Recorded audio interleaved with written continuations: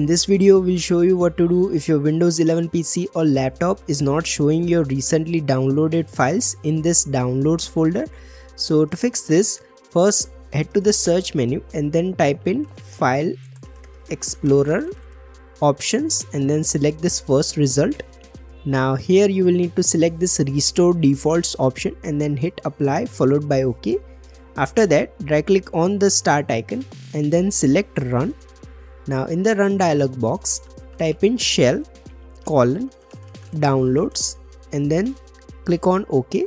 So what this will do is open the defaults download folder on your PC and you should be able to find your downloads here. If you don't, right click on the start icon and then select Task Manager from the list. Now in the Task Manager window, go to the Processes tab. Now here head to the Search tab and then type in Explorer. Now select this Windows Explorer entry and then click on this Restart Task option. After that, open the Downloads folder and see if you can find your downloaded files. If you don't, what you can do is head to your browser. So I'm using Chrome in my case.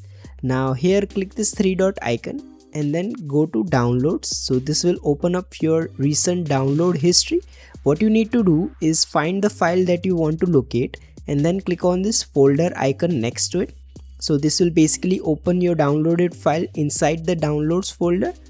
However, if you still don't see it or if your browser is blocking downloads, what you can do is click this three dot icon and then go to its settings menu. Now here go to Privacy and Security tab. Now here scroll down and then click on Security. Finally set it to no protection and your issue should be resolved. If you find this video useful, please don't forget to like and subscribe to Glitch Guru.